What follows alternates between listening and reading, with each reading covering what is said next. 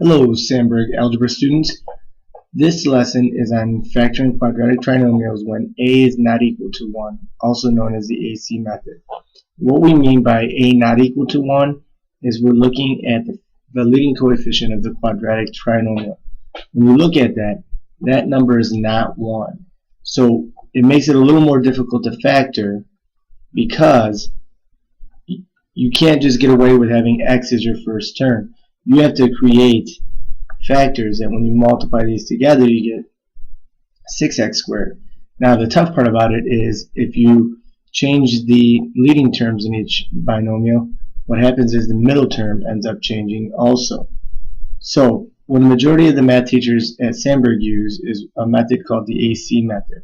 Okay, once you know how to solve or factor one of the problems, you basically, it's the same process for every single problem. Okay, how do you know when to use AC method? Is when you have a quadratic trinomial, quadratic being you have an x squared term, and you have three terms. So you have an x squared term, an x term, and a constant. But the number in front of x squared, is not 1. So let's talk about AC method. Well, if we write A, B, and C, okay, the leading coefficient is always A, the middle term is always B, and the constant is always C. What we're going to do is we're going to multiply A and C. So when I multiply 6 and 12, we get 72. Now just like, factor unfoiling, you're basically going to find the numbers that multiply to give you 72, but then we have to find the numbers that add up to that middle term, B, which is 17. Now, what numbers multiply to give you 72 and add up to 17? Well, if I do 9 times 8, 9 plus 8 is 17. So we found our factors. So what we do is we bring down that first term, 6x squared. But what we're going to do is we're going to use these factors to rewrite this middle term. Alright, I'm going to put an x with these and say that I have plus 9x plus 8x. And notice, these two terms add up to that middle term. And then I'm going to go ahead and I'm going to bring down the last term, or the constant. Now, once I do this, all I do is I factor by grouping. So, I go ahead and I group the first two terms, the second two terms, and I look for the GCF. What is the greatest common factor between 6 and 9? That's 3. If I have x squared and x, I can pull out an x.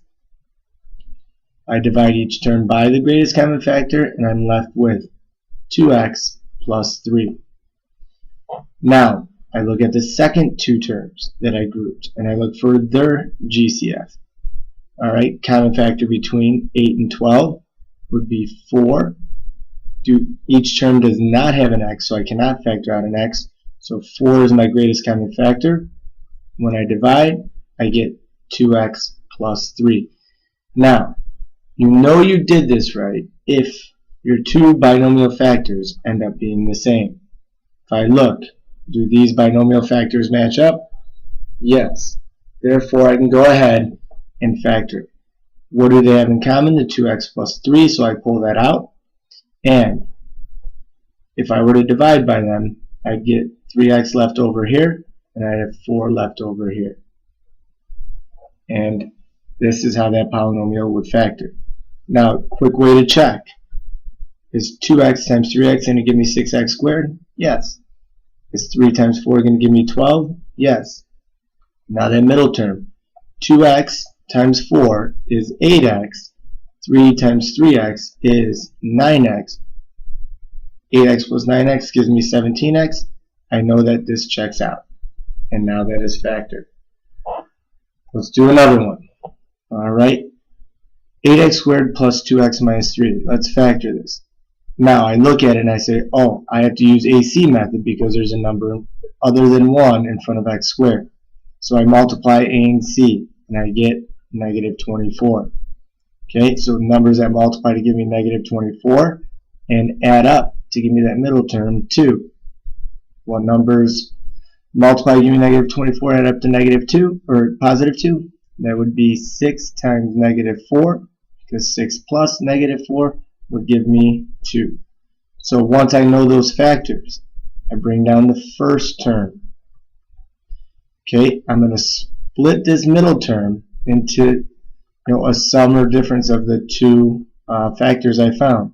So plus 6x minus 4x, and then I bring down this last term, minus 3. So all I've basically done is rewrote this quadratic trinomial with rewriting this middle term using the factors that multiply to give me negative 24 and add up to 2. So now I group. So greatest common factor between 8 and 6 would be 2. X squared and x, I can pull out an x. And what do I have left over? 4x plus 3. And then if I look at negative 4x and negative 3, there's no common factor between 4 and 3. They both do not have an x. But because this leading term is negative, I want to pull out a negative 1. Okay, I always want, if this first term in the second grouping is negative, I want to factor at least a negative 1 out, or another greatest common factor, but you have to pull the negative out. And if I divide both of them by negative 1, I end up with positive 4x plus 3. And do these binomial factors match up? We are good. So pull the binomial factors out. What do I have left over? I have 2x left over here, minus 1 left over here. And that is now factored. Okay, let's look at this last problem here. Alright, I know I have to use AC again because there's a leading coefficient other than 1 in this quadratic trinomial. So when I multiply A and C together, 9 times negative 12, again, where do A, B, and C come from? 9 times negative 12 is negative 108, and I need to add up to get that positive 52.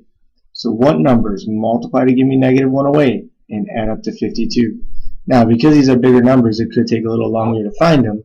Alright, but most of you should know how to use your calculator in the table to find the factors. Or just divide negative 108 by numbers until you get even numbers and just add them up real quickly.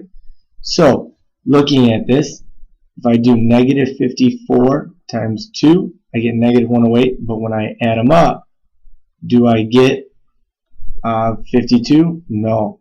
I have to switch the signs here. So negative 2 times 54, negative 2 plus 54, these factors work out. So I go ahead and I rewrite this quadratic trinomial by splitting that middle term. So I get 9x squared. Rewrite this as minus 2x plus 54x minus the 12. So now, once I have this written, now some people may ask too, if I rewrite this as 9x squared and I rewrite the middle term as plus 54x minus 2x minus 12, you'll get the same answer. Okay, it doesn't matter because when you group it, alright, it fixes the problem there. So if I go ahead and factor this way, 9x squared and 54x, the greatest common factor is 9x. Okay, what do I have left over here? When I divide, I have x plus 6. If I look at negative 2 and negative 12, again, because this is negative, I want to factor out a negative. Common factor between 2 and 12 is 2.